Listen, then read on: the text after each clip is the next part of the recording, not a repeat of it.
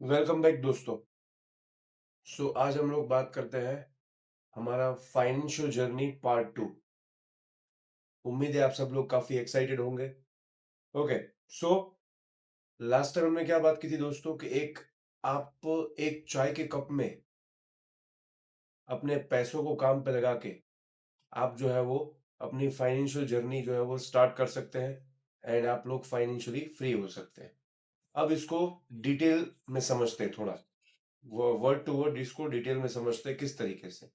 सी देखो दोस्तों, यहाँ पे मैंने जैसे पहले बोला था वैसे मार्केट में डायरेक्टली इन्वेस्ट करना, ये जो बिगिनर्स होते हैं, मार्केट में आने वाले जो बिगिनर प्लेयर्स जो होते हैं उनके लिए थोड़ा रिस्की है।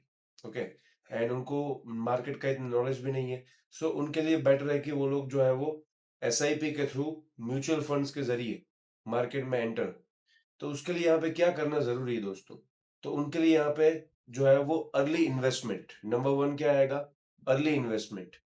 जितना आप जल्दी स्टार्ट करो, मैं सजेस्ट करूंगा कि आप जो है वो अगर 25 की एज से स्टार्ट करते हैं तो 25 की एज से अगर आप लोग 500 रुपीज की एसआईपी स्टार्ट करते हैं तो आप जो है वो अगर यही एसआईपी को 30 इयर्स तक कंटिन्यू करते हैं तो लगभग आपका इन्वेस्टमेंट कितना होगा? आपका 30 साल में आपका इन्वेस्टमेंट जो है वो लगभग 1,80,000 होगा, 1,80,000 रुपए। ओके। और ये 1,80,000 रुपए अगर हम लोग 14% पर एनम के हिसाब से, अगर हम लोग सीएजीआर मान ले, सीएजीआर मतलब कि अगर आपका पैसा जो है 14% के हिसाब से अगर कंपाउंड होता है तो आप जो है वो आपकी इन्वेस्टेड अमाउंट जो है वो 1,80,000 है, लेकिन उसके सामने आप कितना, लगभग 14 to 15 लाख का जो है वो आपको मिनिमम, ये मिनिमम बोल रहा हूँ मैं दोस्तों, यानी कि मार्केट कंडीशन चाहे कोई भी रहे, लेकिन अगर आप कंटिन्यूअसली जो है वो 30 इयर्स तक आप इन्वेस्टमेंट करते हैं तो आप जो है वो लगभग 15 to 17 लैक्स का आपको प्रॉफिट जो है वो मिल सकता है। राइट। इसमें दोस्तों मैं इस चीज को अलग अलग 3 पार्ट्स में डिवाइड करूंगा। 30 इयर्स, अब आपने टाइम पीरियड जो काफी बड़ा रखा हुआ है तो ये टाइम पीरियड में आपकी सेफ्टी बढ़ जाएगी। ओके। मार्केट में चाहे कोई भी उतार उतार चढ़ाव है उससे कोई फर्क नहीं पड़ता आपको। ओके। एंड इसमें जो पहले 10 साल है वो बेसिकली क्या करते हैं कि आपकी जो इन्वेस्टमेंट अमाउंट है उसका बेस फॉर्म होगा। पहले 10 साल मतलब कि पर मंथ 500 रुपीज, यानी कि पर ईयर 6,000 रुपए। ओके।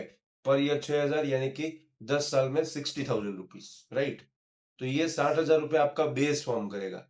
तो ये जो पहले 10 साल होंगे उसमें आपको इतना रिटर्न नहीं मिलेगा, हो सकता है कि उसमें आपको जो है वो 30-40 हजार रुपए का रिटर्न मिले।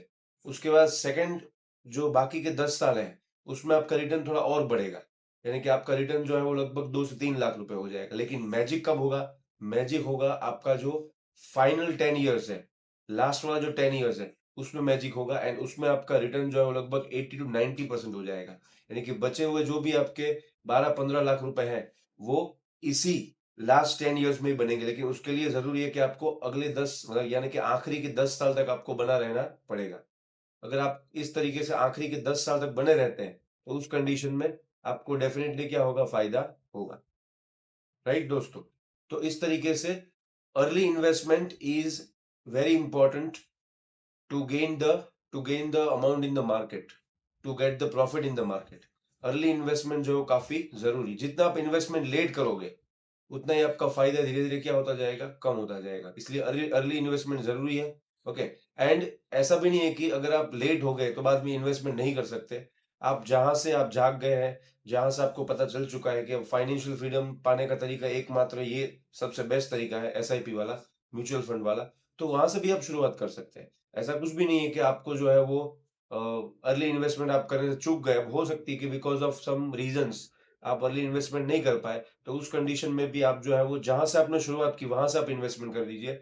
एंड डेफिनेटली मार्केट में अगर आप कम से कम 10-15 साल के लिए सोच रहे हैं तो डेफिनेटली आपको जो है वो रिटर्न तो उसका मिलेगा ही, काफी अच्छा खासा रिटर्न मिलेगा, जितना आपने एक्सपेक्ट भी नहीं किया होगा उससे भी ज्यादा रिटर्न आपको मिल सकता है। ठीक है दोस्तों।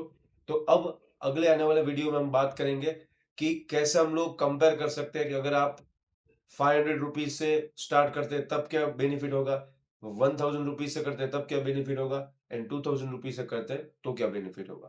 तो तब तक के लिए बने रहिए अगले वीडियो के लिए।